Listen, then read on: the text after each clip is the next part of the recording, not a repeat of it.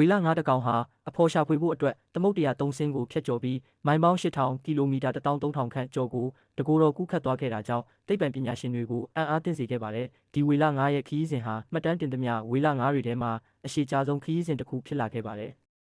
သူဟာတောင်အမေရိကတိုက်အနီးကမျိုးပွားရာနေရာတွေကနေအိန္ဒိယသမုဒ္ဒရာအထိသမုဒ္ဒရာ3ဆင်းကိုဖျက်ကျော်ပြီးကူးခတ်ခဲ့တာပါပညာရှင်တွေရဲ့အဆိုအရဒီလောက်ဝေးတဲ့ခရီးကိုတွားရခြင်းဟာမိမိရဲ့မျိုးဆက်ကိုပြန့်ပွားဖို့အတွက်အဖော်ရှာဖွေရမှာအခြားဝေလ9တွေနဲ့ပြိုင်ဆိုင်မှုပြင်းထန်လွန်းတာကြောင့်ပုံမကောင်းမွန်တဲ့အခွင့်အရေးကိုလိုက်လံရှာဖွေခဲ့ခြင်းဖြစ်တယ်လို့ဆိုပါတယ်